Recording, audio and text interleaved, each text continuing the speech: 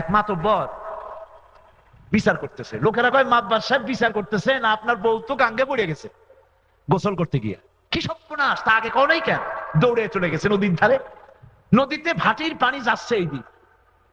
Chairman সাহেব বললো যে কোন জায়গায় পড়ছে? কয় পড়ছে এই জায়গা দিয়া, ভাটির পানি যাচ্ছে এই দিক। চেয়ারম্যান দৌড় দিয়েছে উল্টা। লোকেরা কয় চেয়ারম্যান সাহেব উল্টা যান কেন? ভাটির পানি তো এই দিক, আপনার বউ তো এই দিক বাইসাতে গেছে। কয় বুঝবে না, এটা হলো ইন্টারনাল অ্যাফেয়ার্স, বুঝবে না। এই বউ চিরকাল আমার উল্টা ছিল। আমি যদি কই দিন, সে কইতো রায়। আমি বলতাম তারা উঠছে, সে কয় সূর্য উঠছে। আমি যদি বলতাম 300, সে কইতো 900। সারা জীবন আমার উল্টা চলছে। এই উল্টা বউ যে আজকে ভাটিতে যাবে, উজানে যাবে না, তা বিশ্বাস করি না, উজানেই গেছে।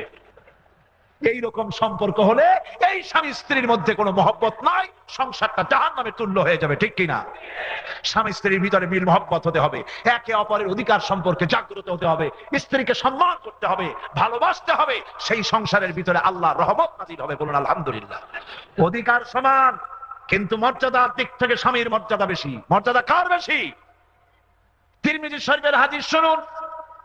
রাসূলুল্লাহ একদিন এক পাহাড়িয়া এলাকা থেকে যেতেছিলেন, পাহাড়ের ভিতর থেকে এক পাহাড়িয়া উট এসে রাসূলুল্লাহ পাও মোবারকের উপরে চুমো খেলো, যেন সেজদাই দিল।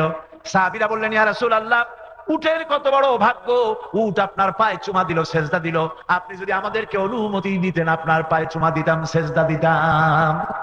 রাসূলুল্লাহ বললেন, না, মানুষকে মানুষ সেজদা দিতে পারবে না। যদি মানুষকে সেজদা দেওয়া জায়েজ হতো, আমি তাহলে পৃথিবীর সমস্ত স্ত্রীদেরকে বলতাম তারা যেন তার স্বামীকে সেজদা দেয়। অধিকার সমান, কিন্তু স্বামীর মর্যাদা বেশি। মর্যাদা কার বেশি? রাসূলুল্লাহ বলেছেন, কোন স্ত্রী যদি এই অবস্থায় মারা যায় যে তার স্বামী তার উপরে খুশি ছিল, রাজি ছিল, আল্লাহ রাব্বুল আলামিন ওই মেয়ে লোকটাকে জান্নাত দান করে দিবেন। খাদিজারে রাসূলুল্লাহ তো ভালোবাসতেন। 40 বছরের বিগত যৌবনা প্রৌঢ়া এক বিধবা মহিলাকে বিয়ে করেছিলেন, আর তা 25 বছরের ভরা যুবক। রাসূলুল্লাহ হযরতে রাসূল খাদিজা বেঁচে থাকাকালীন আর একটা মেয়ে লোক বিবাহ করেন নাই। হযরত খাদিজা, রাসূলুল্লাহ বসে আছেন হেরা পাহাড়ের গুহায়। হযরতে জিবরাইল বলছেন, ইয়া রাসূলুল্লাহ, আমি দেখতে পাচ্ছি খাদিজা আসতেছে। আমি হেরা পাহাড়ে উঠেছি, খুব কষ্ট হয়েছে আমার উঠতে। হেরা পাহাড়ে উঠতে খুব কষ্ট হয়েছে, অনেক উঁচা পাহাড়। যে গুহায় রাসূলুল্লাহ ওহী নাযিল করেছেন, ওই গুহার ভিতরে ঢুকে আমার কিন্তু রাসূলুল্লাহর কথা মনে আসা স্বাভাবিক ছিল, কিন্তু তা আসে নাই। আমার প্রথমেই মনে আসলো রাসূলুল্লাহ পুরুষ মানুষ, ওনার জন্য ওঠানামা স্বাভাবিক ছিল, কিন্তু আমার মা খাদিজা কি কষ্ট করে প্রত্যেকটা দিন কাফেরদের চোখ এড়ায় রাসূলের জন্য খাবার এই পাহাড়ের উপরে পৌঁছে দিয়েছে। আমি মা খাদিজার কবরের কাছে গিয়ে দাঁড়ায় কাঁদছি, দোয়া করেছি। হযরতে জিবরাইল বলছেন, হে রাসূল, আমি দেখতে পাচ্ছি খাদিজা আসতেছে, আমি এখন চলে যাই। খাদিজা আসলে খাদিজাকে বলবেন, আল্লাহ পাক আজকে আমার মাধ্যমে হযরত খাদিজাকে সালাম জানিয়েছেন। হযরত খাদিজা যখন রাসূলের কাছে পৌঁছে গেলেন, হুজুর সাল্লাল্লাহু আলাইহি ওয়াসাল্লাম বললেন, খাদিজা, তোমার জন্য আজকে একটা দারুণ সংবাদ আছে। বলে কি? কয় আজকে জিবরাইল কেবলমাত্র উঠে চলে গেলেন। হযরতে জিবরাইল বলে গেলেন, খাদিজা, তোমার জন্য আল্লাহ পাক সালাম জানিয়েছেন। হযরত খাদিজা টুকরে কেঁদে উঠলেন, বললেন, হে রাসূল, আল্লাহ আমার সালাম বলেছেন, আমার নারী জন্ম সার্থক হয়ে গিয়েছে। কিন্তু হে রাসূল, আল্লাহ সালামের জবাব কেমনে দিতে হয় আমি তো তা জানি না। আপনি আমার পক্ষ থেকে রাসূলুল্লাহর সালামটা, আপনি আমার পক্ষ থেকে আল্লাহর সালাম যেমনে জবাব দিলে হয় আপনি দিয়ে দিয়েন। আজ খাদিজা নাই, আজ আবু তালেব নাই, সাথী সঙ্গীরা হুজুরের সঙ্গে দিনের বেলায় দেখা করতে পারে না। শত্রু কর্তৃক পরিবেষ্টিত পাহাড়িয়া অঞ্চল, তায়েফের শীর্ষ পাহাড়ে বসে রাসূলুল্লাহ ক্ষত বিক্ষত শরীর নিয়ে হাত তুলেছেন, বলতেছেন, হে আকাশের মালিক, আমার রব, এই কাফেররা ওরা বোঝে নাই যে আমি তোমার নবী, ওরা বোঝে নাই যে আমি তোমার রাসূল, ওরা না জেনে না বুঝে আমার শরীর থেকে যে রক্ত ফেললো, আল্লাহ তুমি দয়া করে এদের উপরে, তুমি রাগ করে এদের উপরে গজব দিও না, এদের উপরে গজব নাযিল করো না। আল্লাহ রাব্বুল আলামিন নবীজিকে শোনায় দিলেন, পরবর্তী সময়ে নবীজিকে শোনায় দিলেন, ওয়া মা আরসালনাকা ইল্লা রাহমাতাল লিল আলামিন। নবী হে, আপনাকে আমি আমার तमाम সৃষ্টি জগতের জন্য আমার করুণার মূর্ত প্রতীক করে পাঠিয়েছি। আপনি আমার সৃষ্টি জগতের জন্য রহমত। ওহদের ময়দানে দন্দান মুবারক শহীদ হয়েছে রাসূলুল্লাহ। কপালের মধ্যে কাফেরদের অস্ত্র দিয়ে শিরস্ত্রাণ ভেঙে গিয়ে লোহার টুকরা কপালের ভিতরে প্রবিষ্ট হয়েছে। কপালের থেকে লোহার টুকরা বের করা হলো, দাঁত দিয়া মুখ দিয়া রক্ত ঝরছে, চেহারা দিয়ে রক্ত ঝরছে। আহারে নবী, রাসূলুল্লাহ আল্লাহর এত প্রিয়, সারা পৃথিবীর সর্বশ্রেষ্ঠ মানুষটি, যিনি কোনদিন কোন মানুষকে ব্যথা দেন নাই, কষ্ট দেন নাই। হযরত আনাস রাদিয়াল্লাহু তাআলা আনহু বলেছেন, 10টি বছর খেদমত করলাম রাসূলুল্লাহ, একটা দিন আমাকে ধমক দেন নাই, রাগ করে কথা বলেন নাই। সেই মানুষের মুখ দিয়ে রক্ত পড়ে, কপাল দিয়ে রক্ত ঝরছে। বুখারী শরীফের কিতাবুল মাগাজিতে দেখুন, রাসূলুল্লাহ নিজের হাত মোবারক কপাল দিয়া চেহারা দিয়া ঘুরাইয়া নিয়া তাকায় দেখে টাটকা রক্ত। রাসূলুল্লাহ বলছেন, আরে যেই জাতি তার রাসূলের রক্ত দিয়া চেহারা লাল বানাইয়া দিল, এই জাতির কল্যাণ কি করে হবে? আল্লাহুম্মা গফির লিকওমি ফাইন্নাহুম লা ইয়ালামুন। ও আমার রব, আমার কওম বোঝে নাই, আমার জাতি বোঝে নাই, ওদেরকে তুমি মাফ করে দাও। সুবহানাল্লাহ। বন্ধুগণ, কাফেরেরা বোঝে নাই, সেই জন্য বাধা দিছিল। কিন্তু যখন দিন প্রতিষ্ঠা হয়ে গেল, ইসলামী অর্থনীতি, সমাজনীতি, রাজনীতি কায়েম হয়ে গেল, বেকার সমস্যার সমাধান হয়ে গেল, শ্রমিকরা শ্রমের মর্যাদা পেল, কৃষকরা তাদের উৎপাদিত পণ্যের মূল্য পেল, নারীরা তারা রাস্তা দিয়ে যেতে পারলো, কোনো বাধা নাই, বিপত্তি নাই, সতীত্ব বিনষ্ট হয় না, বেকার ভাতা দেওয়া শুরু হয়ে গেল, মানুষ ঘরের দরজা খুলে ঘুমাবার সুযোগ পেল। কাফেররা মনে করলো, আরে এই মানুষটার সাথে খামখাই বিরোধিতা করেছি। তারা এসে রাসূলুল্লাহর মদিনার জীবনের শেষ দিকে আশেপাশে একটাও কাফের ছিল না, সবাই পড়লো লা ইলাহা ইল্লাল্লাহু মুহাম্মাদুর রাসূলুল্লাহ। আল্লাহ পাক তাই বলছেন, ওয়ারাইতান নাসা ইয়াদখুলুনা ফি দীনিল্লাহি আফওয়াজা। দিন যখন প্রতিষ্ঠিত হবে, দলে দলে লোক ইসলামে প্রবেশ করবে। আজ ইসলামের পথে না আসতে পারে, সেজন্য শুরু হয়েছে শিরক, ঠিক কিনা বলে? শুরু হয়েছে বিদআত, বানানো হয়েছে শিখা চিরন্তন। শিখা কি কোনোদিন চিরন্তন হয়? বাংলা ভাষার জন্য এত মহব্বত, কিন্তু বাংলা বোঝো না তোমরা। চিরন্তন, ইউনিভার্সাল, চিরন্তন, শাশ্বত কেবলমাত্র আল্লাহ। ওই শিখা বৃষ্টির পানিতে একদিন নিভে গিয়ে প্রমাণ করেছে আমি চিরন্তন নই।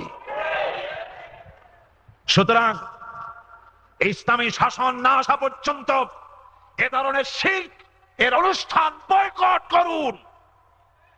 রাজি আছেন? সমস্ত শিরকের অনুষ্ঠানকে বর্জন করতে হবে, বয়কট করতে হবে। শিরক আর বিদআতের সাথে মুসলমানদের কোন সম্পর্ক থাকতে,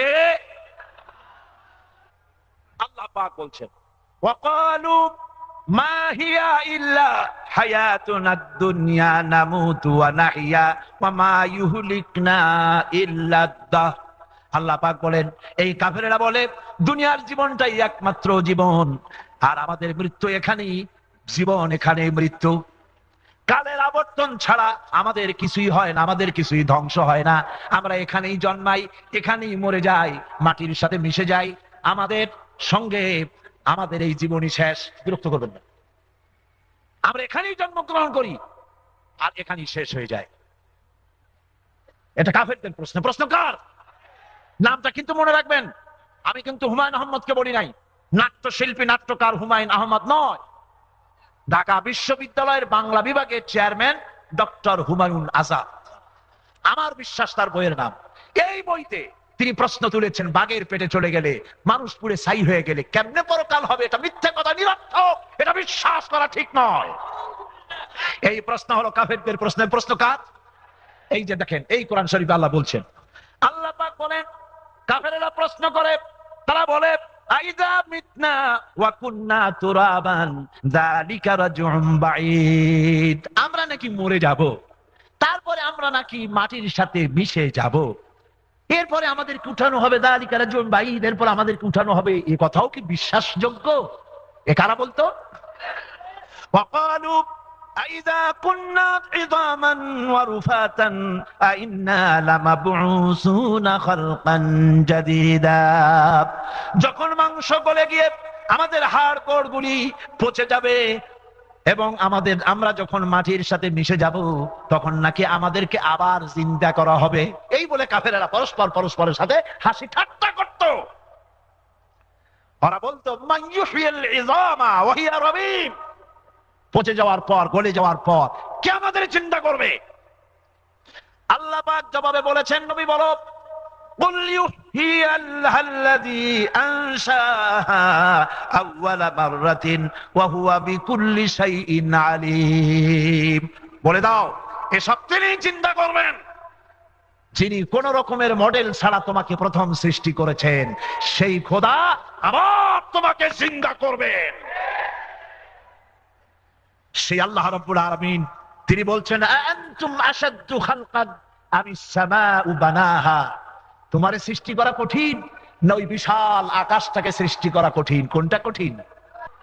আমি আজ, প্রিয় দেশবাসী, আমি আজ আপনাদেরকে ঘর সামলাবার জন্য সতর্ক করে দিচ্ছি। ঘর সামলান, আপনার ছেলেকে আপনার মেয়েকে সামলান। ঘরে কিন্তু ডাকাত ঢুকেছে। ঘরে কি ঢুকেছে? ডাকাত ঢুকেছে। ঘর সামলান। ইতিহাসের মাধ্যমে, বইপত্রের মাধ্যমে পরকাল সম্পর্কে, দিন সম্পর্কে, ঈমান সম্পর্কে আপনার কলিজার টুকরা সন্তানগুলিকে কাফের বানাবার ব্যবস্থা হচ্ছে। আল্লাহ রাব্বুল আলামিন পবিত্র কোরআনে কারীমের মধ্যে বলেছেন, ইন্নাদ-দীনা ইনদাল্লাহিল ইসলাম। কেবলমাত্র আমার কাছে পছন্দনীয় একমাত্র জীবন ব্যবস্থা কি? ইসলাম। জীবন ব্যবস্থা কোনটা? ইসলাম। ইসলাম নারীর অধিকার দিয়েছে। ওরা বলে নারীর অধিকার দেয় নাই। নারীর অধিকার কে দিল? জোরে কর। নারী অধিকার ইসলাম দিল। কিভাবে দিল? মহারানার টাকা দিয়ে দিল। প্রথমেই দিল মহারানার টাকা। কি দিল? মহারানার টাকা দেওয়া কি সুন্নাত না নফল? ফরজ। এই ফরজ আজকে আদায় করা হয় না। বড় লোকেরা বিবাহ মজলিসে মহারানা বাঁধে 7,77,777 টাকা 77 পয়সা। বড় রকমের একটা অঙ্ক লিখে দিল, আদায় করে না 4 পয়সা। অন্যদিকে কন্যা পক্ষের কাছ থেকে যৌতুক আদায় করে কিনা? কন সত্য কিনা? মহারানা দেওয়া ফরজ, যৌতুক আদায় করা হারাম। আমার দেশে যৌতুক এক মহামারীর মতো রোগে ছড়িয়ে পড়েছে, ঠিক কিনা? এ যৌতুক এক সামাজিক অপরাধ। যৌতুক হারাম। শুয়ারের মাংস খাওয়া কি? শুয়ারের মাংস খাওয়া কি? কন্যা পক্ষের কাছ থেকে কিছু চাইয়া দাবি করে নেওয়া হারাম। আপনারা এটা নিবেন? আজকের মাহফিলে যত ছেলের পিতারা এসেছেন, আচ্ছা এই ওয়াদাটা কি করতে পারবেন যে অন্তত আমার ছেলের বিয়ের সময় আমি এই যৌতুকের এই হারাম কুত্তার মাংস আমি খাবো না? আগে শোনেন না, আগে শোনেন, আগে শোনেন। এই ওয়াদা করবেন না? মনে মনে ভাবলেন যে আল্লাহ এই মাহফিলে আসলাম কেন? ওয়াদা করতে পারবেন কিনা? তাহলে শুধুমাত্র পুত্র সন্তানের পিতারা হাত উঁচু করে দেখান, যৌতুক নেবেন না। ওই বাচ্চা তুমি হাত উঠেছো কেন? ছেলের বাপ আলহামদুলিল্লাহ, কোন আলহামদুলিল্লাহ। এবার মাহফিলের তরুণ, যুবক, কিশোর, তোমরা যারা বিয়ে করো নাই, বিয়ে তো করাই লাগবে নাকি গো? আচ্ছা, বিবাহ করার সময় বিবাহ করবে, লেখাপড়া শিক্ষা করো, চাকরি করো। বেকার অবস্থায় বিয়ে করিয়া সংসারের বোঝা বাড়াইও না। লেখাপড়া শেখো, বিয়ের বয়স হোক, চাকরি করো, তারপরে বিয়ে করবা। নিজের টাকা দিয়া, বাপের টাকা দিয়া, সোনা দিয়া, দানা দিয়া, কসমেটিক্স দিয়ে সুন্দর সুন্দর শাড়ি পরাইয়া বউরে ভালোবাসার সিংহাসনে বসাইয়া বাড়িতে নিয়ে আসবে। কোনোদিন তার বাপ মাকে খোটা দিবে না, এটা পেলাম না, সেটা পেলাম না। তোমার শ্বশুর তোমারে যদি একটা খাট দেন আলহামদুলিল্লাহ, না দেয় আলহামদুলিল্লাহ, ঘড়ি একটা দেয় চুমা দিয়ে হাতে লাগাই দিও, শেরওয়ানি দেয় আলহামদুলিল্লাহ, কিছুদিনও না আলহামদুলিল্লাহ। তুমি তো পুরুষ। যারা বিয়ে করবা এখানে আমার সামনে যে যুবকরা বসা, তারা কি পুরুষ নাকি গো? পুরুষ না তা তোমরা ঠিক পাও না? তোমরা কি পুরুষ? হ্যাঁ, এরকমই বলতে হবে, পুরুষের মতো ঠাস করে জবাব দিতে হবে। তুমি পুরুষ, একটা কন্যা যাকে তুমি বিয়ে করবা, তার বাপের কাছ থেকে খাট না হইলে শুইতে পারবা না, তুমি কি ছোট লোকের বাচ্চা? তুমি পুরুষ, তোমার শ্বশুরের দেওয়া টেলিভিশন ছাড়া দেখতে পারবা না, তুমি কি খয়রাতির পোলা? যদি টেলিভিশন দেখার এতই শখ হয়, তাহলে বউয়ের বাপের কাছ থেকে কেন শুক্রবার দিন বাইতুল মোকাররমের সামনে শানকি নিয়ে বসো, সেও ভি আচ্ছা। তবু কন্যা পক্ষের কাছের থেকে দাবি করে নিবে না, হারাম। বিনা যৌতুকে বিবাহ করবে। আমি সব কথা কেন বলি? এই জন্য বলি, আজকে যৌতুকের বলি হচ্ছে বাংলার হাজার হাজার লক্ষ লক্ষ অবলা নারীরা। এ সমস্ত মেয়েরা একটা যৌতুকের ঘড়ি অথবা একটা টেলিভিশন দিতে পারে নাই বলে স্ত্রীকে পিটিয়ে পিটিয়ে গরুর মতো করে হত্যা করেছে এই জাতি বাংলাদেশে। করে নাই? করেছে না? পিটিয়ে হত্যা করে ফ্যানের সাথে ঝুলিয়ে তারপরে বলেছে যে পেটের ব্যথায় আত্মহত্যা করেছে। সুতরাং আমি যুবকদের বলতে চাই, যুবকেরা যারা বিয়ে করো নাই, যৌতুক ছাড়া যৌতুক হারাম। যৌতুক ছাড়া বিনা যৌতুকে বিবাহ করতে প্রস্তুত যেসব তরুণ আর যুবকেরা হাত উঁচু করে দেখো, হাত উঁচু করে রাখো। স্লোগানের দরকার নাই, শুধু হাত উঁচু করে রাখো। আলহামদুলিল্লাহ, আলহামদুলিল্লাহ, আলহামদুলিল্লাহ। হাত নামাও, হাত নামাও। যখন বললাম আপনি বিয়ে করেন না এখনো, আশ্চর্য কথা। যখন বললাম যারা বিয়ে করে নাই, যৌতুক ছাড়া বিয়ে করবা, যারা হাত উঁচু করো, আমার কাছে মনে হইলো গোটা মাহফিলে কেউ বিয়েই করে নাই।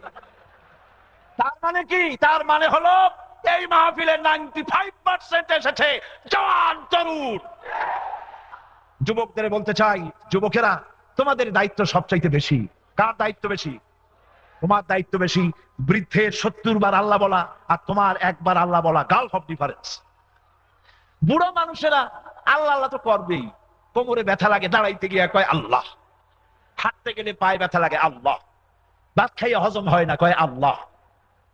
জওয়ানের তো ওইসব অসুবিধা নাই, লোহার কলই খাইয়ে হজম করে। মশা যদি গায়ে পড়ে, আস্তে একটা টিপ দিলে মশা মরে, কিন্তু গায়ে তো শক্তি লাগাবে কোথায়? এমন থাপ্পড় মারে মশা, তো মশা ছাগল হইলেও মরে যেত। গায়ে শক্তি, শক্তির উন্মাতাল টকবগে রক্ত পা থেকে মাথা পর্যন্ত ছটফট করতে থাকে। এই যুবক যদি একবার তাকে আল্লাহ আল্লাহ খুশি হয়ে যায়। সুবহানাল্লাহ। ও যুবকেরা শোনো, আল্লাহ রাসূল বলেন কিয়ামতের দিন যেদিন আরশের ছায়া ছাড়া কোনো ছায়া থাকবে না, ওই দিন আরশের নিচে 7 শ্রেণীর লোকদেরকে আল্লাহ ছায়া প্রদান করবেন। তার মধ্যে ওই সমস্ত যুবক, ওয়াশাবুন নাশা ফি ইবাদাতিল্লাহ, ওই সব যুবক যারা রাতের বেলায় আল্লাহর কাছে ইবাদত করেছে, চোখের পানি ফেলেছে। যুবকেরা, কোনোদিন কি সুযোগ হয়েছে রাতের বেলায় জেগে তাহাজ্জুদ পড়েছো? তাহাজ্জুদ পড়ো, তাহাজ্জুদ পড়ো। আল্লাহ যেন তৌফিক দেন, জোরে কোন আমিন। তোমাদের নেতারা ওই সব নেতা নয় যারা তোমার হাতে বইয়ের পরিবর্তে কলমের পরিবর্তে অস্ত্র তুলে দেয়। এরা নেতা নয়, এরা শয়তান। জোরে বলো, এরা কি? ওই সব নেতাই নেতা যারা তোমাকে নামাজ, যারা তোমাকে সেজদা দিতে বলে, যারা তাহাজ্জুদ পড়তে বলে, যারা চোখের পানি ফেলতে বলে, ওরাই হলো ভালো নেতা। ওদের অনুসরণ করো। আল্লাহ যেন তৌফিক দেয়, জোরে কও আমিন। যুবক ছেলে, আল্লাহ রাব্বুল আলামিনের দয়ার কথা শোনো। রব্বুল আলামিনের দয়া, তার রহমতের নজর যদি পড়ে যায় তাহলে কি হয় শোনো। পড় গিয়া জিস পর নজর বন্দা কো মৌলা কর দিয়া, পড় গিয়া জিস পর নজর বন্দা কো মৌলা কর দিয়া, আ গিয়া জিস দাম মে জোশ কতরা কো দরিয়া কর দিয়া। আল্লাহ রাব্বুল আলামিনের রহমতের নজর যদি কোনো গোলামের প্রতি পড়ে যায়, গোলাম বাদশাহ হয়ে যায়। আল্লাহর রহমতের নজর কোন এক ফোঁটা পানির উপরে যদি পড়ে, পানি ফোঁটা প্রশান্ত মহাসাগরে পরিণত হয়ে যায়। কান্দো আল্লাহর কাছে যুবকেরা, চরিত্রহীনতা ছেড়ে দাও। এক শ্রেণীর যুবক আছে যারা বিশ্ববিদ্যালয়, কলেজ, মেডিকেল, কি বলে, মহিলা কলেজ, মহিলা উচ্চ বিদ্যালয় যখন ছুটি দেয়, ছুটির সময় মহিলা কলেজ, মহিলা হাই স্কুলের সামনে গিয়ে এতিমের মতো খাড়ায় থাকে। আরে বাবা, তুমি ওখানে দাঁড়াইছো কেন? এখানে মেয়েরা বের হবে, মেয়েদেরকে সম্মান করতে শেখো। পরের মেয়েকে, অন্যের একটা মেয়েকে তুমি যে উত্ত্যক্ত করো, এইরকম তোমার বুইনেরে যদি কেউ উত্ত্যক্ত করে তোমার কেমন লাগবে বলে? তাহলে তুমি যে এটা করতেছো, অন্যের বোনের প্রতি যদি তোমার বোনের প্রতি কেউ করে তোমার যেমন লাগে, ওর ভাইয়েরও সেরকম লাগে। সুতরাং পরের মেয়ে দেখলে নিজের মায়ের মতো দেখো, নিজের বোনের মতো সম্মান করো, তাহলে নারীকে মর্যাদা দেওয়া হবে, সম্মান দেওয়া হবে, আল্লাহ তোমার প্রতি রহম করবেন। মনে করো না যে তোমার দল ক্ষমতায় আছে বলে যা খুশি তাই করবা। দল কোনোদিন চিরকাল ক্ষমতায় থাকে না। গাড়ির চাকা সব সময় যদি উপরে থাকতো গাড়ি চলতোই না। চাকা কখনো উপরে যায়, নিচে আসে, ঘোরে বলেই তো গাড়ি চলে। সুতরাং আজ যারা ক্ষমতায় আছে কাল তারা থাকবে না, অন্যরা আসবে। কাজেই ক্ষমতার বাহাদুরিতে অস্ত্র নিয়ে মানুষকে নির্যাতন করো না, নারী নির্যাতন করো না। মানুষ বদদোয়া দেবে, তুমি যদি ভালো হও লোকেরা দোয়া করবে, আরে এই ছেলেটা এত ভালো, আল্লাহ এই ছেলেটার প্রতি রহম করো। এই যে শহীদ আবুল কাসেম পাঠাগারের, আহারে মনে পড়ে গেল আবুল কাসেমের কথা। শহীদ আবুল কাসেম তারুণ্যের প্রতীক, দাঈ ইলাল্লাহর প্রতীক। ঢাকা শহরে এককভাবে যে দাওয়াতের কাজ করেছে তার কোনো নজির নাই। এই ছেলেটাকে যে মা পেটে ধরেছে, সে মায়ের জন্য প্রাণ ভরা দোয়া। ওই মা আজকে নারীদের প্যান্ডেলে বসা আছে। শহীদ কাসেমের মা, শহীদ কাসেমের মায়ের জন্য দোয়া করি। মা, আপনি ঘাবড়াবেন না। শহীদ কাসেমকে পেটে ধরে আপনি ধন্য হয়েছেন, জান্নাতের ফুল জান্নাতে চলে গেছে। ওই শহীদ কাসেম কিয়ামতের দিন আপনার এবং আপনার স্বামীর জান্নাতে যাওয়ার ওসিলা হয়ে যাবে ইনশাআল্লাহ। আল্লাহ যেন শহীদ কাসেমের শাহাদাত মঞ্জুর করে নেন। এরকম যদি ভালো হয় লোকেরা দোয়া করে, আর তোমার কাছে আছে অস্ত্র, আর পরের মেয়ে লোকের পিছনে ঘুর ঘুর করে বেড়াও, বদদোয়া হইতে থাকে। বদদোয়া করে লোকের, আল্লাহ এই শয়তানটা, এর উপরে গজব দাও, পরে যে মায় পেটে ধরছে তারে কলেরা দাও, পর বাপের বসন্ত দাও। বদদোয়া হয়। এই জন্য স্বাস্থ্য চেহারার উন্নতি হয় না, চোখ ক্রমেই গর্তে ঢোকে। চুল হয় ভাল্লুকের মতো, চেহারা হয় খাঙ্কোশের মতো। মানুষে দেখে আর ভরসটে 2 গ্লাস পানি খায়, চিন্তা করে এমন শয়তান কোন মঙ্গল হয়ে থেকে নাজিল হলো। আমার যুবক ছেলেরা, মহিলাদেরকে সম্মান করতে শেখো, আল্লাহ তোমাদের উপরে রহমত নাজিল করবেন। জোরে করেন আমিন, জোরে বলেন আমিন। এই পৃথিবীতে ইসলামের জন্য জীবন দিয়েছে প্রথম যুবকেরাই দিয়েছে। সুতরাং ইসলাম কবুল করেছে যুবকেরা। হযরত আবু বকর রাদিয়াল্লাহু তাআলা, ওমর রাদিয়াল্লাহু তাআলা, আলী রাদিয়াল্লাহু, সব ছিলেন যুবক আর তরুণ। সুতরাং তোমাদের অবদান বেশি ইসলামের জন্য। ইসলামের দিকে ফিরে আসো, কোরআনের দিকে ফিরে আসো, ইসলামের দিকে ফিরে আসো, আল্লাহ দ্বীনের উপরে থাকো, নারীদেরকে সম্মান করতে শেখো। মা বোনদেরকে বলবো আপনারাও পর্দায় থাকবেন। ওনাদের ব্যাপারে হাজার হাজার মা বোনেরা এসেছিলেন এই প্যান্ডেলে, তাদের ব্যাপারে কথা হয়ে গেছে, নতুন করে কিছু বলতে চাই না। তবে নারীর অধিকার ইসলাম সবচাইতে বেশি দিয়েছে, এর থেকে বেশি অধিকার কেউ দিতে পারে না। রাসূলুল্লাহর স্ত্রী হযরত আয়েশা বলেছেন, স্বামীদের উদ্দেশ্যে বলছি, স্ত্রীর সাথে ভালো ব্যবহার করুন। ওয়া আশিরুহুন্না বিল মারুফ, আল্লাহ বলেছেন তোমাদের স্ত্রীদের সাথে তোমরা সৎ ব্যবহার করো। সুবহানাল্লাহ। স্ত্রীদেরকে টাকা পয়সা দিন, মহারানার টাকা আদায় করুন। মহারানার টাকা যারা আদায় করবেন না, কিয়ামতের দিন স্ত্রী যদি মাফ না করে আসামির কাঠগড়ায় দাঁড়াতে হবে, জিনাকারের কাতারে দাঁড়াতে হবে। নাউযুবিল্লাহ। সহজ কিস্তিতে মহারানা আদায় করার একটা ফর্মুলা আমি আপনাদেরকে শোনাবো, বিরক্ত হচ্ছেন না তো? সেই ফর্মুলা হচ্ছে এই, মহারানার টাকা বাকি পড়ে গেছে 1 লাখ 2 লাখ, মহারানা বেঁধেছেন 50,000, দিতে পারেন নাই, দেন নাই, ইচ্ছে করে দেন নাই। কিন্তু আজকে যখন শুনলেন মহারানার টাকা আদায় যদি না করে আর বউ যদি মাফ না করে, কিয়ামতে কিসের কাতারে দাঁড়াতে হবে? জিনাকারের কাতারে দাঁড়াতে হবে। তাহলে আদায় করা কি ফরজ, মহারানা আদায় করা কি? কিভাবে আদায় করবেন? আজকে রাত্রেই বউর সাথে মিটিং করুন। স্ত্রীকে বলেন, প্রাণের স্ত্রী, তোমার সঙ্গে আমার এই মহারানার একটা চুক্তি ছিল, আমি সেই চুক্তি অনুযায়ী তোমার টাকা আমি দিতে পারি নাই, আমি তোমাকে এই টাকাগুলি পরিশোধ করতে চাই। প্রতি মাসে 500, 1000, যার যেমন সামর্থ্য আছে, বা ইনস্টলমেন্ট আমি তোমাকে টাকা পরিশোধ করে দেব। আপনি দেখবেন স্ত্রী রাজি হয়ে যাবে। আল্লাহ চান স্ত্রীদের হাতে কিছু টাকা থাকুক, এটা আল্লাহ চান। সেই জন্য আল্লাহ পাক বলেছেন, স্ত্রীকে যদি পর্বততুল্য সম্পদ দাও, তার থেকে কণা মাত্র ফিরাইয়া নিও না। কোন সুবহানাল্লাহ। মেয়ে লোকদের কাছে কিছু টাকা থাকুক, এটা আল্লাহ পছন্দ করেন। সুতরাং আপনি বাই ইনস্টলমেন্ট টাকা পরিশোধ করে দেন। পরিশোধ অর্ধেক করেছেন, এর মধ্যে মরে গেছেন, আল্লাহ পাক সবটা টাকা পরিশোধ করছেন বলে কিয়ামতে ধরে নেবেন, যেহেতু আপনি দেওয়ার চেষ্টার মধ্যেই তো ছিলেন। কোন সুবহানাল্লাহ। স্ত্রীর মহারানার টাকা অবশ্যই আদায় করবেন, স্ত্রীদের প্রতি ভালো ব্যবহার করবেন, তাদেরকে অসম্মান অথবা অমর্যাদা করবেন না। অধিকার কিন্তু সমান। অধিকার কি? বিয়ে করেছেন বলে আপনি কিন্তু নবাবজাদা নসরুল্লাহ খানের ভাইপো হয়ে যান নাই। আপনার স্ত্রী আপনার সাথে সমান অধিকার রয়েছে। চিরকাল আপনার বউ আপনার কাপড় চোপড় ধুয়েছে, আপনিও কখন আপনার স্ত্রীর কাপড় চোপড় ধুয়ে দিন। চিরকাল আপনার স্ত্রী আপনার জন্য মশারি টানিয়েছে, আপনিও কখনো সখনো মশারিটা টানায় দিয়েন। তার খোঁজ খবর নিয়ে ভালো খাবারের দিকে লক্ষ্য রেখেন, যেহেতু মহিলারাই পুষ্টিহীনতায় বেশি ভোগে। ঠিক কিনা? ঠিক কিনা? বড় বড় মাছের মাথা, পেটি পুটি জম্মের খাওয়া খায়। মেহমান নিয়ে আসছে, খাইতে মজা লাগতেছে, ঘরে আরো পাঠাইতে, চারো আনো আরো আনো। এরপরে মহিলারা দিতে দিতে স্বামীরে খাওয়াইয়া, ছেলেরে খাওয়াইয়া, মেহমানরে খাওয়াইয়া, তারপর হাড়ির নিচে পড়ে থাকে সামান্য সুরুয়া, ওইটুক দিয়ে কোন রকম খায়। আপনার বাচ্চা আপনার স্ত্রী পেটে ধারণ করে, তার রক্ত, তার পুষ্টি, তার ভিটামিন সবচাইতে বেশি দরকার, অথচ নারীরা বাংলাদেশের সবচাইতে পুষ্টিহীনতায় বেশি ভোগে। আপনাদের খবর নেওয়া উচিত, স্ত্রীর খাদ্য খাবারের প্রতি লক্ষ্য রাখা উচিত। রাসূলুল্লাহর স্ত্রী হযরত আয়েশা বলেছেন, আমাদের ঘরে দৌলত ছিল না, কিন্তু ঘরটা মোহব্বত দিয়ে ভর্তি ছিল। সুবহানাল্লাহ। হযরত আয়েশা বলেন, আমি গ্লাসে পানি পান করে যে গ্লাস রেখে দিলে, গ্লাসের যেখানে আমি মুখ লাগাতাম, রাসূলুল্লাহ সেই জায়গায় মুখ লাগিয়ে তিনি পানি পান করতেন। স্ত্রীদের তিনি ভালোবাসতেন। রাসূলুল্লাহ বলেছেন, তিনটা জিনিস আমি পছন্দ করি, নামাজ, সুগন্ধ আর স্ত্রী। সুতরাং স্ত্রীর সাথে ভালোবাসা করুন। পরের মেয়ে লোকদের সঙ্গে ভালোবাসা করলে, কুনজরে তাকালে আমলনামায় জিনার গুনাহ হবে। আর নিজের স্ত্রীকে ভালোবেসে স্বামী স্ত্রী উভয় যখন পরস্পরের হস্ত ধারণ করবে, উভয়ের সগীরা গুনাহ আল্লাহ মাফ করবে।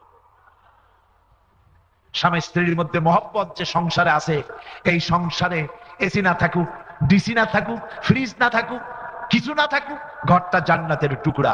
আর যেই ঘরের ভিতরে স্বামী স্ত্রীর মধ্যে মিল নাই, মহব্বত নাই, দুইজন দুই দিকে, একজনে কয় 300 আর একজনে কয় 697।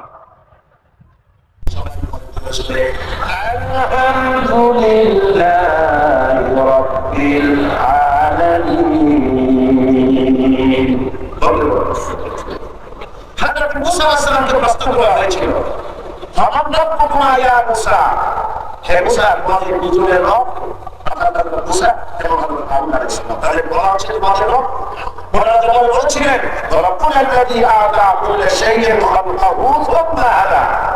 আমাদের রব হচ্ছেন তিনি, যিনি সৃষ্টি করেন, যিনি সৃষ্টি করেন এবং হেদায়েতের পথ দেখান। শুধু সৃষ্টি করেন না, হেদায়েত দেন। হেদায়েত কিরকম? হেদায়েত হচ্ছে সৃষ্টি করলে চলার পথ বলে দাও, চলার পথ বলে দাও। হাঁসকে তাদের মধ্যে সাঁতরানো কে শিকার?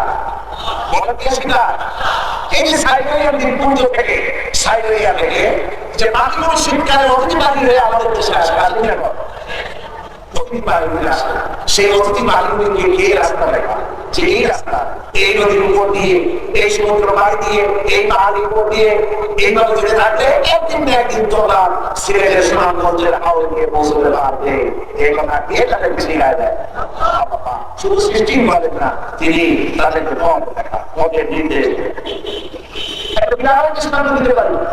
বিড়াল যখন গর্ভবতী হয়, প্রসবকালীন সময় যখন তার ডেলিভারির সময় আসে, বিড়ালটা তখন বাড়ির একটা নিরাপদ জায়গায় আসবে, তখন এই মনে হয়, কখন সে মনে হয় দৌড়দৌড়ি করে কোন জায়গায় সে বাচ্চাটা দিবে। একটা বিড়াল এভাবে করে তার বাচ্চাটা দেওয়ার জন্য তার নিরাপদ জায়গা খুঁজে এটাকে দেয়। বাচ্চা হওয়ার পর সেই বাচ্চাকে হাড়ি করে কামড়ায় করে আজকে এখানে লাগে, কাউকে সেখানে লাগে, যাতে করে শত্রুটাকে আক্রমণ করতে না পারে। এটাকে এই হেদায়েত দেব আল্লাহ। এগুলো কর আল্লাহ। মাছ গম, সবুজ, এগুলো মাছ মনে বলে। এই মাছ মনে বলে তার খাদ্য হজম খাদ্য কোথায়? জমি। সেজন্য তাকে তীক্ষ্ণ দৃষ্টি শক্তি দেওয়া হয়েছে, যাতে করে 3 মাইল 4 মাইল দূর থেকেও মাটির উপরে ছাগল মরা পর্যন্ত দেখতে পায়, এসে যেন তার আহার হিসেবে গ্রহণ করতে পারে। এই দৃষ্টি শক্তি আল্লাহ দিয়ে দিয়েছে। ইব্রাহিম তার খাদ্য দিকে আহরণ করার জন্য তাকে আল্লাহ ঘাস দিয়েছে। ঘাস দিয়ে যে কোনো জায়গায় তার খাদ্য তালাশ করে বের করতে পারে। এই হচ্ছে এটা সৃষ্টি করছেন এবং এরা চলার পথে দিশা দিয়েছেন। এর নাম হচ্ছে রুবুবিয়্যাহ। সেই জন্যই মুসলমানদেরকে সব কাজে শুরুতে বলতে হয় কাজের শেষে আল্লাহ খুশি হয়ে আল্লাহ কানের প্রতি নিয়ামতের প্রতি খুশি হয়ে বলতে হবে আলহামদুলিল্লাহি মনে সবাই আলহামদুলিল্লাহি রাব্বিল আলামিন। এবার আলহামদুলিল্লাহ লিল্লাহ বললাম, রব বললাম এবং আল্লাহ পাক সমস্ত সৃষ্টি জগতের পরিপালনা রব। বিজ্ঞানীরা বলছেন সূর্য যেখানে আছে, এখানে আছে সূর্য, এর থেকে কয়েক ডিগ্রি যদি উপরে উঠে যেত গোটা পৃথিবী ফ্রিজ হয়ে দিন শীতল হয়ে প্রাণী জগৎ বলে সব শেষ হতো। আর যেখানে আছে তার থেকে কয়েক ডিগ্রি সেন্টিগ্রেড নিচে যদি আসতো গোটা পৃথিবী পুড়ে সাল নষ্ট হয়ে আমি আগে বলছি বাংলা কথা নাই ওরা হাদিস এবং বিজ্ঞান চেষ্টা করি। বিজ্ঞানীরা বলেছেন চাঁদ যেখানে আছে এর থেকে যদি আরেকটু পর্যন্ত পৃথিবীর মরুভূমি হয়ে যাবে, যেখানে আছে প্রত্যেকে আরেকটু নিচে আসলে গোটা পৃথিবী সব হয়ে যাবে। একটা সুন্দর মাপের উপরে চন্দ্র সূর্য সব ঠিক করেছে, ঠিক করে দিয়েছে। তিনি চাঁদের সূচনা দিয়েছেন, চাঁদের জ্যোৎস্নার আলো দিয়েছেন, সূর্যের তাপ দিয়েছেন, এগুলো সব সৃষ্টি করেছেন, বাতাস দিয়েছেন। চাঁদের আলো দিয়ে, সূর্যের কিরণ দিয়ে, বাতাস দিয়ে, পানি দিয়ে মানুষের জন্য খাদ্য শস্য উৎপাদন করেছেন। এটাই হচ্ছে আল্লাহ সবটুকু দায়িত্ব আল্লাহ নিজের হাতে দিয়ে নিয়েছেন। দায়িত্ব হচ্ছে কি আল্লাহ বলেন ওয়ামা মিন দাব্বাতিন ফিল আরদি ইল্লা আলাল্লাহি রিজকুহা। এই পৃথিবীর বুকে এমন কোন বিচরণশীল জীব নাই যার রিজকের দায়িত্ব আমি আল্লাহ আমার নিজ হাতে উঠাই নেই নাই। সমস্ত রিজকের দায়িত্ব আমার হাতে। সুতরাং কেন তুমি তোমার আল্লাহকে ছেড়ে দাও? فلينظر الإنسان إلى طعامه أنا صببنا الماء صبا। মানুষের উচিত তার খাদ্যের দিকে লক্ষ্য করা। কে বলছে? মানুষের উচিত তার খাদ্যের দিকে নজর দেওয়া। কারণ ঘুরে ফিরে সে কোনো কিছু স্বীকার করুক না করুক, চতুর্দিক থেকে সে চোখ ফিরাতে পারে, কিন্তু প্রত্যেক দিন সকালে সন্ধ্যায় দুপুরে রাতে পরোটা, হালুয়া, রুটি, ব্রেড, সবজি, মাছ, গোশত ইত্যাদি বহু তাকে হতে হয় সকালে সন্ধ্যায় দুপুরে ফিরে। ঠিক না? আল্লাহ বাবার খাদ্য মিশ্র যা খাও তাও কিছু বুঝে না, এই যে তুমি খাচ্ছ আমি পানি দিয়ে মাটি যাই এরপরে মাটিতে আমি সার দিই, মাটিতে জীর্ণ করি, সারের ব্যবস্থা করি। আর এরপরে এই জমিন থেকে আমি বীজ উদ্গত করে দেই। কে দেয়? আমি আল্লাহ বলেন আমি বীজ গুলিকে উদ্গত করি। এরপরে আঙ্গুর, ফল, লতা, পাতা, শাক, সবজি সব আমি সৃষ্টি করে তোমার খাবারে সব ব্যবস্থা করেছি। সুতরাং এই খাবার খেয়ে যারা বলে তারা বলবে আলহামদুলিল্লাহি রাব্বিল আলামিন। সবাই পড়ে চলে আলহামদুলিল্লাহি রাব্বিল আলামিন। হযরত মুসা আলাইহিস সালামকে প্রশ্ন করা হয়েছিল ফামান রাব্বুকুমা ইয়া মুসা, হে মুসা তোমাদের দুজনের রব মুসা এবং হযরত হারুন আলাইহিস সালাম। তাহলে বলা হচ্ছে তোমাদের রব। ওনারা যখন বলছিলেন রব্বুনা আল্লাযী আতা কুল্লা শাইইন খালকাহু সুম্মা হাদা, আমাদের রব হচ্ছেন তিনি, যিনি সৃষ্টি করেন, যিনি সৃষ্টি করেন এবং হেদায়েতের পথ দেখান। শুধু সৃষ্টি করেন না, হেদায়েত দেন। হেদায়েতটা কিরকম? হেদায়েতটা হচ্ছে সৃষ্টি করে চলার পথ বলে দেওয়া, চলার পথ বলে দেওয়া। হাঁসকে পানির মধ্যে সাঁতরানো কে শিকার? বলেন কে শিকার? এই যে সাইবেরিয়ান দ্বীপপুঞ্জ থেকে, সাইবেরিয়া থেকে যে পাখিগুলো শীতকালে অতিথি পাখি হয়ে আমাদের দেশে আসে, আসে কিনা? অতিথি পাখিগুলো আসে। সেই অতিথি পাখিগুলিকে কে রাস্তা দেখা? যে এই রাস্তা, এই নদীর উপর দিয়ে, এই সমুদ্র পাড়ি দিয়ে, এই পাহাড়ের উপর দিয়ে এইভাবে যেতে থাকলে একদিন না একদিন তোমরা সিলেটের সুনামগঞ্জের হাওড়ে গিয়ে পৌঁছতে পারবে। এই কথা দিয়ে তাদেরকে শেখা যায়। শুধু সৃষ্টি করেন না, তিনি তাদেরকে পথ দেখা, পথের নির্দেশ দেন। একটা বিড়াল দৃষ্টান্ত দিতে পারি। বিড়াল যখন গর্ভবতী হয়, প্রসবকালীন সময় যখন তার ডেলিভারির সময় আসে, বিড়ালটা তখন বাড়ির একটা নিরাপদ জায়গায় আসে, তখন এই কোনায়, তখন সে কোনায় দৌড়দৌড়ি করে কোন জায়গায় সে বাচ্চাটা দিবে। একটা বিড়াল এভাবে করে তার বাচ্চাটা দেওয়ার জন্য তার নিরাপদ জায়গা খুঁজে দিয়ে থাকে। বাচ্চা হওয়ার পর সেই বাচ্চাকে হাল করে কামড়ায় করে আজকে এখানে রাখে, কাউকে সেখানে রাখে, যাতে করে শত্রুটাকে আক্রমণ করতে না পারে। এটাকে এগিয়ে দেয় আল্লাহ। এগুলো আল্লাহ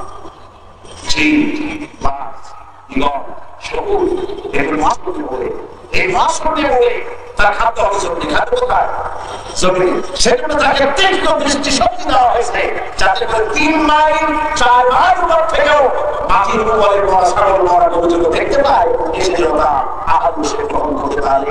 এই দৃষ্টি শক্তি আমার দিয়েছে। ইব্রাহিম তার খাদ্যকে আহরণ করার জন্য তাকে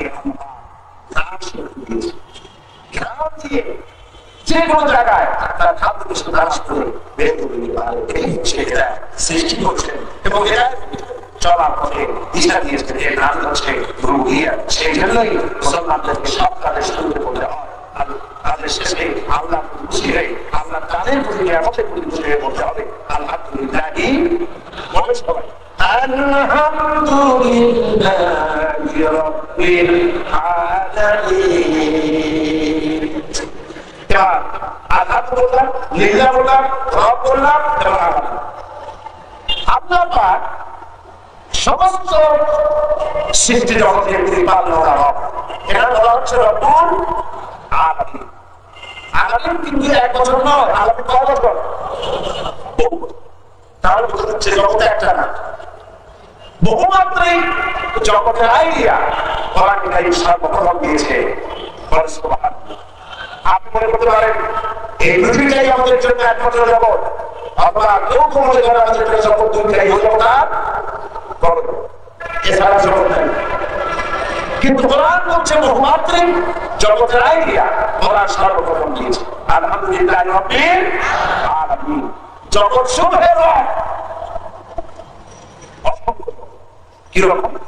এই পৃথিবী একটা জগৎ, এই পৃথিবীর মাটির নিচে রয়েছে আর এক জগৎ, সমুদ্রের অতল তলদেশে রয়েছে আর এক জগৎ, এই পৃথিবীর মাটির তলায় আরো তলায় আরো তলায় রয়েছে আরো।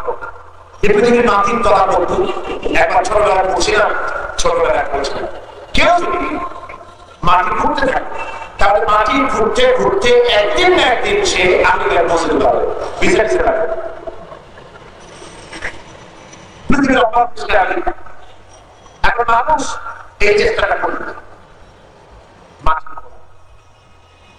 এটি আমেরিকার ওকলাহোমা স্টেটের পার্শ্ববর্তী জায়গা, এই জায়গায় কিছু সংখ্যক লোকেরা এই মাটি করার কাজ করবে। 6 মাটি তার খনন করতে পেরেছিল,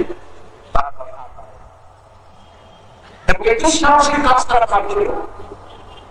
বিজ্ঞানীরা মাটির তলদেশ সম্পর্কে পর্যন্ত 180 মাইল পর্যন্ত তারা আইডিয়া করছে যে 180 মাইল পর্যন্ত মাটির অতল তলদেশে নানান ধরনের খনিজ দ্রব্য দিয়ে, খনিজ পদার্থ দিয়ে আল্লাহ পাক করে রেখেছেন। এবং এর অনেক নিচে আছে আগুন, লাভা, যে লাভা মাঝে মধ্যে আগ্নেয়গিরির মাধ্যমে উঠে যায়, উৎক্ষিপ্ত হয় এবং চতুর্দিকে আগুন শেষ করে দেয়। এরকম একটি আগ্নেয়গিরি আমি নিজে চোখে দেখছি। বিশ্ববিদ্যালয় আপনারা নিশ্চয়ই নাম করেছেন, সবচেয়ে বড় আগ্রহী এটি হচ্ছে বঙ্গোপসাগরের পারে ইটালি। আমি এটা চলেছি এবং হয়েছে সে বিশ্রাম দিয়েছে। মাটির তলদেশ রয়েছে লাভা, রয়েছে আগুন, পৃথিবীর মধ্যে উষ্ণ ভাবকে সৃষ্টি করে রাখার জন্য। পৃথিবী যেন আপনাকে নিয়ে নড়াচড়া করতে না পারে সেজন্য আল্লাহ রাব্বুল আলামিন তৈরি করেছেন পাহাড়। সুবহানাল্লাহ। পাহাড় দিয়ে থাকে খিল মেরে দেওয়া হয়েছে যাতে করে আপনাকে নিয়ে নড়াচড়া করতে না পারে সেজন্য আল্লাহ পাহাড় সৃষ্টি করে দিয়েছে। শুধু সৃষ্টি করেন না, এভাবে সুতরাং বহুমাত্রিক জগতের একটি আইডিয়া ওরা সর্বপ্রথম দিল যে জগৎ আরো আছে একটা। বিজ্ঞানী আবিষ্কার শুরু করলেন, আবিষ্কার শুরু করলেন, তারা দেখতে পেলেন সত্যি জগতের শেষ নাই। এই পৃথিবীর উপর রয়েছে মহাশূন্য, মহাকাশ, রয়েছে স্পেস, মহাকাশ। ছোটবেলা দৌড়িকার ওই যে গ্রামের ওই পাশে ওইখানে দৌড়ে গেলে ওখানে গিয়ে আকাশ ধরে ওই এক গ্রাম পর্যন্ত দৌড়িয়ে তারপর দেখা যায় না, আরো এক গ্রাম পার হয়ে তারপরে ছোটবেলায় কিন্তু বোঝা যেত না আকাশ ধরার জন্য খাওয়া দাওয়া করতো। সামনে কথা শুনতাম, সামনে বসে এক বুড়ি শুনে গেছে, আপনারা বুঝলেন না? এবং আশ্চর্য হতাম যে বুড়ি ওখানে বসে খায়, কিন্তু যখন এই চিন্তা মাথায় ঢুকে যায় যে সুতাই যদি কাটবে তো সামনে যদি কাটার দরকার নেই, এটা পর্যন্ত কাটবে। এই চাঁদে চাঁদ হলো আরেক জগৎ, সূর্য হলো আরেক জগৎ, তারাসমূহ আরেক জগৎ। সৌরজগৎ বলতে আমরা কি বুঝি? সৌরজগৎ হচ্ছে পৃথিবী, চন্দ্র, সূর্য, এরপরে মঙ্গল, নেপচুন, ইউরেনাস, এই যে সোলার সিস্টেম রয়েছে সৌরজগৎ। এই সৌরজগৎ আমরা যেটা জানি আমাদের কাছে পরিচিত, বিজ্ঞানীরা বলেছেন এরকমের বিলিয়ন বিলিয়ন সহস্র সহস্র বিলিয়ন সোলার জগৎ, সৌরজগৎ মহাকাশের ভিতরে রয়েছে যে মানুষ আগে বোঝ করতে পারে। সেই কোথায় কি বিজ্ঞানীরা বলে এই জন্য বিজ্ঞানীরা কিন্তু বড় বিজ্ঞানীরা নাস্তিক পারে না। আর নাস্তিক ভাই বলবেন ওই বড় রকম বাংলা একাডেমি দিয়ে বই ইউনিভার্সিটি দিয়ে হাঁটে, পাটের বস্তাটা কাঁদে আর খবর মাথায়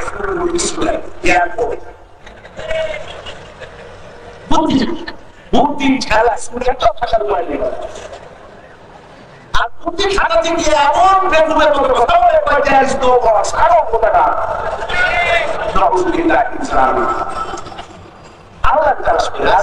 তুমি আমাদের চাষ করো। জ্ঞানী বলেছিলেন মহাশূন্য ঘুরে এলাম, হিন্দুরা যাকে ভগবান বলে, মুসলমানরা যাকে আল্লাহ বলে, খ্রিস্টানরা যাকে মত বলে, মহাশূন্য ঘুরে এলাম দেখলো না আল্লাহ দেখলো। আরে বেটা তুমি তোমার আল্লাহ বলে যেটা তুমি মাথা দেখতে হলে মাথা চাননি কি রকম তোমার তা তুমি দেখতে হবে, দেখতে হবে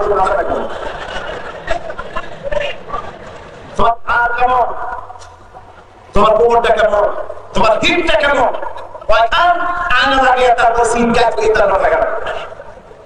নিজের বডি দেখো না, আর এই বডির শ্বাসটাকে দেখতে চাও পাগল তো কথা। বলেছিলেন দেখতে চাই, আল্লাহ পাক কঠিন ভাষা ব্যবহার করেছেন, দেখতে পাবো না,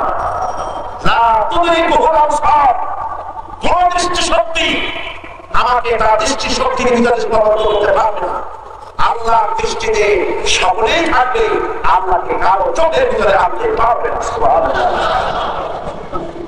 সে আল্লাহ মহাকাশ তৈরি করেছে, এক এক সৌরজগতের রয়েছে অসংখ্য সৌরজগৎ, তার মধ্যে রয়েছে অসংখ্য গ্যালাক্সি, রয়েছে অসংখ্য মিল্কি ওয়ে। এক একটা গ্যালাক্সির ভিতরে রয়েছে সহস্র সহস্র বিলিয়ন তারকা। আর আগে আপনাদের শুনেছি যে সব যখন আমি করি মাথা রহে মাটির সাথে মিশে যেতে চায় শ্রদ্ধায়, আমার আল্লাহ কত বড়, কত সত্যতা যে সূর্য পৃথিবীর চাইতে 13 লক্ষ গুণ বড়, এরকম কমসে কম 3 কোটি সূর্য খেয়ে বসবাস করতে পারে। এ ধরনের হাজার হাজার তারকা আল্লাহ পাক গ্যালাক্সির মধ্যে পয়দা করে রেখেছেন। আবার এমন অনেক তারকা আছে যে তারকা সৃষ্টির পর তার আলো পৃথিবীর মাঝে স্পর্শ করে নাই, অথচ আলোর গতি হচ্ছে প্রতি সেকেন্ডে 1,60,000 মাইল। কিন্তু সম্ভব এই মহাজাগতিক বহুমাত্রিক জগতের ধারণা, বহুজাগতিক এর ধারণা কোরআনে কারীম সর্বপ্রথম দিয়েছে এই জগৎ একটা আলো রয়েছে। এখন আমরা মনে করলাম যে তারকাগুলি বুঝি বড়, না, সূর্যের চাইতে বড় ছিলাম তারা সূর্য বড়, সূর্যের চাইতে বড় হয়েছে তারা বড়, এর তার চাইতেও বড় জিনিস আছে, সেটার নাম হচ্ছে ব্ল্যাক হোল। বিজ্ঞানের ছাত্র বা বিজ্ঞানের অধ্যাপক যদি থাকে তারা নিশ্চয়ই তারা বুঝবেন ব্ল্যাক হোল অন্ধকূপ। তাই বলে আমাদের ঢাকা ম্যান হোল নাকি ব্ল্যাক হোল?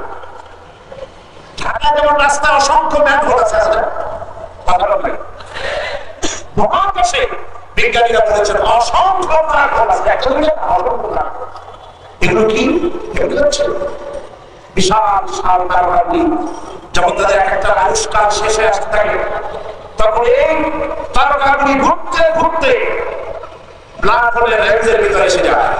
যখন সেই তারকা সূর্যের মতো কোটি কোটি তারকা খাইয়া কোটি কোটি সূর্য খেয়ে ভর করতে পারে, এরকমের তারকাগুলি যখন ব্ল্যাক হোলের রেঞ্জের মধ্যে আসে, তখন ব্ল্যাক হোল এই বিশাল তারকাগুলিকে বাচ্চা যখন চকলেট চুষে শেষ করে দেয়, এবং অসংখ্য তারকা ব্ল্যাক হোল চুষিয়ে শেষ করে দেয়।